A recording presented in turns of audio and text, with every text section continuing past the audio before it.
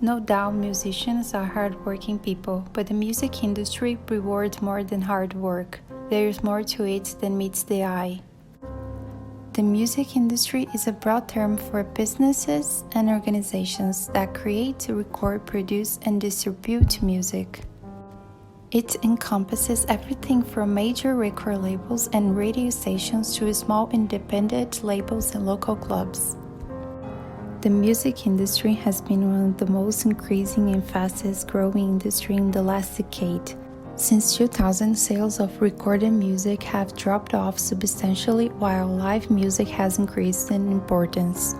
Since 2011, the music industry has seen consistent sales growth, with streaming now generating more revenue per year than digital downloads. Spotify, Deezer, Apple Music, and Amazon Music are the largest streaming services by subscriber count. The music industry is a big industry, which should mean there are many opportunities and recognition for all kinds of different artists. Unfortunately, this is far away from the reality. Glitz, glam, money, and fame. It's no wonder why so many kids grow up wanting to be a musician. The career has a lot of things that they want, but what they don't see is what happens behind the scenes. The music industry, despite being a well-liked profession, only shows what it wants people to see. It depicts musicians traveling the world, having an impact on their community, being able to afford luxury cars, and being able to support their family and others who helped them.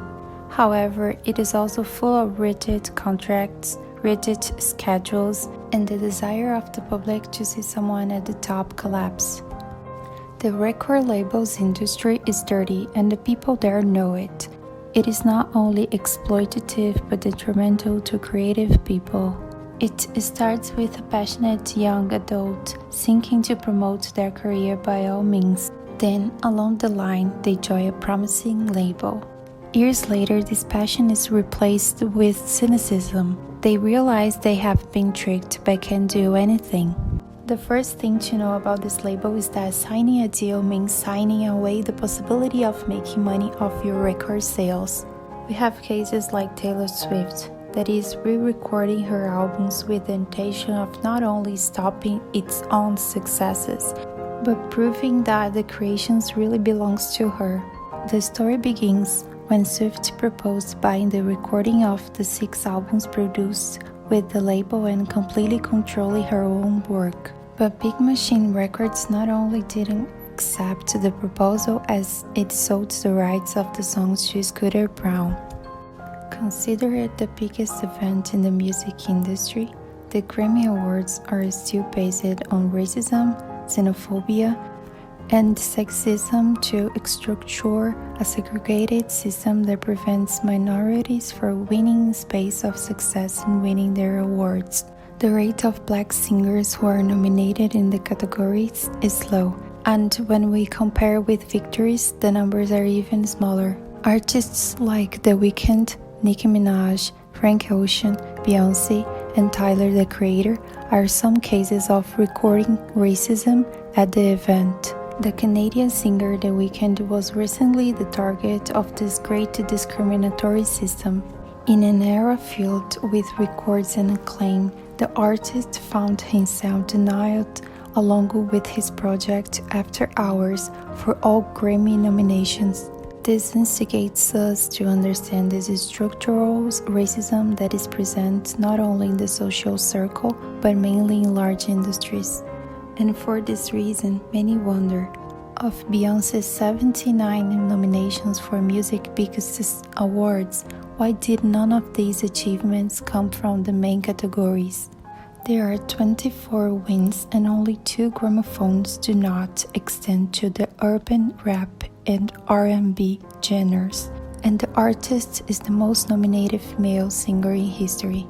Female artists are mostly owners of the great performances, delivering to the public much more than voice and song. Embedding, hard work, concept, and super productions are always developed by women in the music industry. However, the number of women nominated in major categories is decreasing. Nina Simone, Katy Perry, Nicki Minaj, Madonna, Janet Jackson, Lady Gaga, Ariana Grande, and Beyoncé. The music market has a long list signed and headed by women. Unlike men, unfortunately, they still need to reinforce their space and power in the artistic field and do not have such an award. If Black people fail, racism is described by musical rhythms, xenophobia towards non-Americans has a first and last name. The Latin categories that separate artists not born in North America territory never failed to sound somewhat xenophobic. The segregation and distance in which these male and female singers are placed reveal a lot of separatist belief that the music industry in the United States imposes. The Columbia Shakira only holds 16 Grammys, of which 11 belongs to the Latin Grammy Awards and 5 to the US Grammy Awards. However, only 2 are not featured in the Latin category and all are interpreted in English. Speaking of Brazil, since its inception, only 14 Brazilians have emerged victorious at the Grammy Awards. The highlight is João Gilberto and Stan Getz in 1965 in the category Best Album of the Year, the biggest of the night, for the album Getz/Gilberto. However, in the 20 years of Latin Grammy, only the Brazilian Evelyn's won in its 60th edition the Album of the Year award. In the past, singer Anitta was nominated, which rekindled hopes of a Brazilian Grammy. The South Korea group BTS, nominated for the Best Pop Duo Group category, integrates as a nomination the single Dynamite. A song in the English language of a South Korean group still indicates the language barrier that foreign artists must face. In addition, the group released Map of the Soul 7, which instantly became a commercial and worldwide success, but which still didn't see recognition in the awards categories. The Korean act even participates in the 2020 awards. However, in an appearance with less than 1 minute, when they joined on stage with Lil Nas X for the interpretation of the resounding success Old Town Road. The set image was used throughout the advertisement for the 63rd Annual Grammy Awards. To become an idol is extremely hard, and the meticulous process may be a surprise to the Westerners. Though in some ways familiar with the reality TV shows such as American Idol and The X Factor. Unlike these TV shows, the road to becoming a K-pop star is far longer and far crazier. It's a job that requires a lot of physical and mental effort. Normally, idols undergo intense training before becoming an artist. This training can last for months or years, with a workload of 8 to 12 hours a day, with classes of singing, dancing, choreography, language, and good manners, interrupted by frugal meals. This is the routine before they debut, but when they are released in the industry, this routine does not change much. Health-wise, members are pressured into staying in shape and conform to the crazy Korean standards of beauty and aesthetics. And most of the time, it ends up being harmful for their health. An example is the idol called Momo, a member of the group Twice. In a live, she said that she lost 7 kilos in a week just to look good for a show. She basically ate nothing but ice cubes for an entire week. She also said that sometimes she felt so weak that she thought about the possibility of falling asleep at night and not waking up in the next morning. In addition, one of the last breaking points in the music industry for many artists is the mental health and the problems that came along with it. People in such professions are more susceptible to mood swings and emotional conception than others.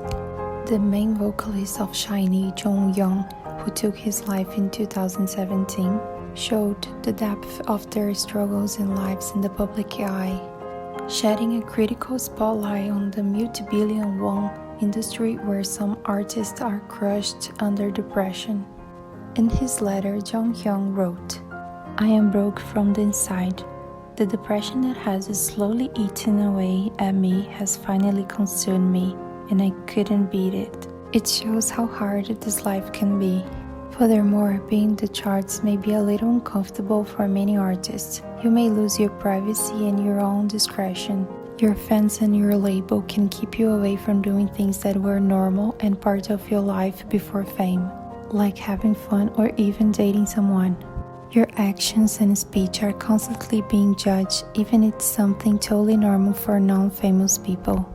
The question that stays with us is all this worth it? All the hard working, years of dedication, nights with no sleep, or meals with no much food, or in the most cases no food at all, for barely nothing as a give back, no recognized in the industry, in the whole community at all?